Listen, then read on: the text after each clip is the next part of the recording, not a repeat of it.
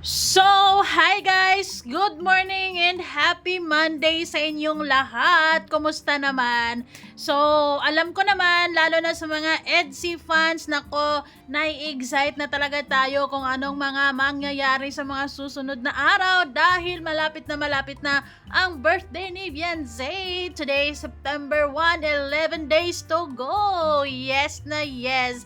Anyways, bago ang lahat, don't forget to support and subscribe Kuya Val Santos Matubang at Aid na Vlog Kalingap Rab at sa lahat ng Team Kalingap. Syempre guys, salamat sa support at pagmamahal nyo sa aming mga Kalingap Reactors. So, today, lalo na sa mga hindi updated sa IG ni Baby Girl, i-share ko lang sa inyo dahil ang pambansang parities ng Kiligid si Boys nag-share. Ay, very sila, active and talagang very updated and maraming salamat. So, nag-share.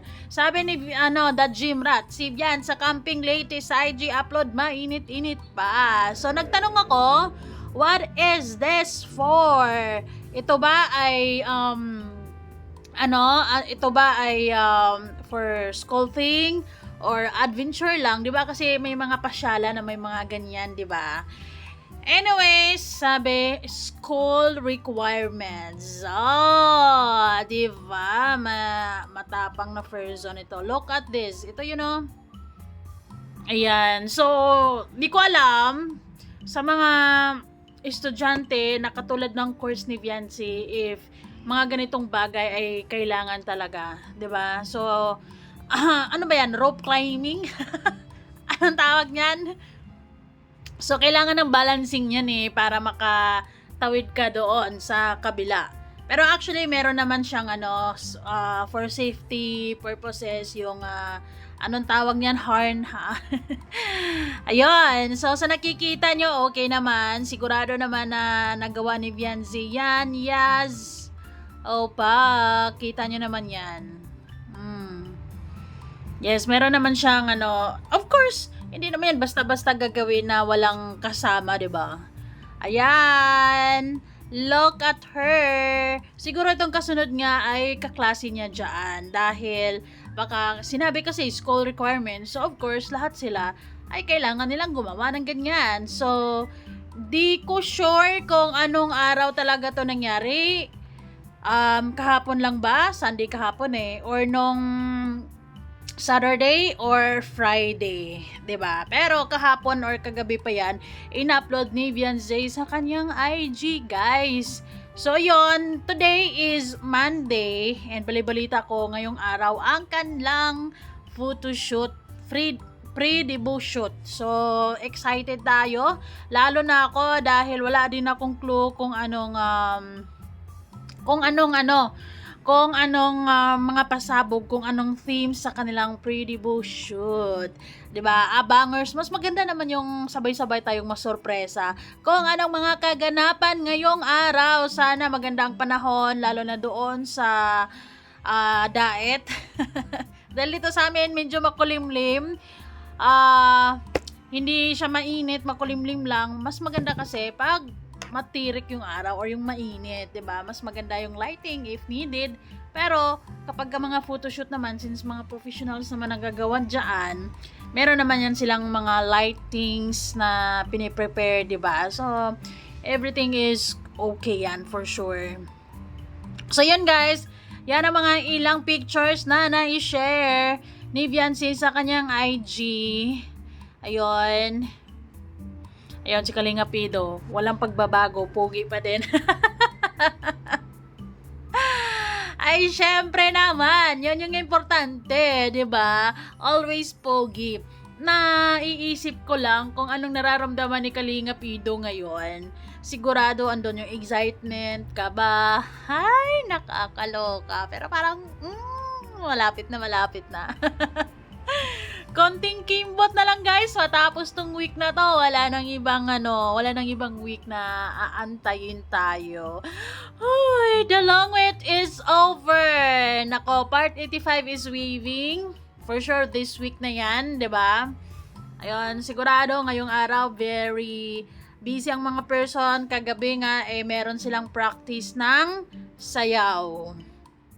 So, nakikita nyo naman, dito sa, dito sa mga practice, syempre kasama si Kalinga Pido and the rest of the team Kalingap, sila Kalingap Rab, 'di ba? So, ang tapang ni Viancy lang diyan, oh. Well, ayun lang.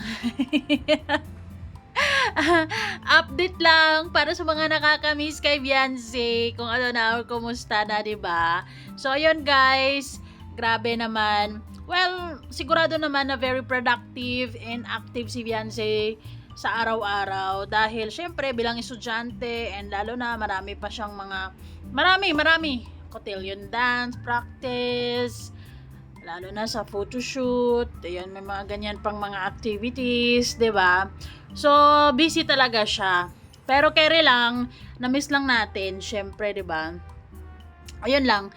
Siguro sa part 85, yun, makikita na natin siya. Ay, ano kaya mga mangyayari. Excited ako sa looks, excited ako sa gowns. Ay, basta. Excited ako sa lahat ng mangyayari ngayong araw dahil sabi nga today is the day na maipush ang kanilang photoshoot. Dahil malapit na ang birthday Actually, ay supposedly tapos na yung pre-debut shoot na yan.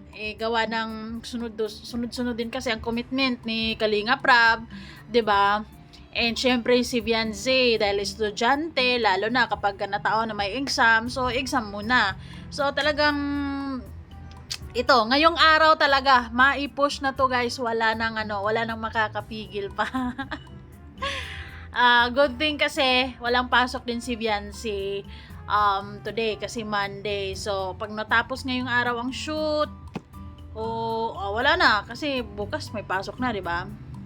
Pero na lang kung pwedeng ipagpaliban muna. So, within this week talaga, either like, meron na yung part 85. Ayun yung pinaka inaabangan nating lahat. So, stay tuned at huwag masyado magpadala sa mga issues kung ano-ano mga naririnig nyo dyan, 'di ba? Dahil yun lang ay spices.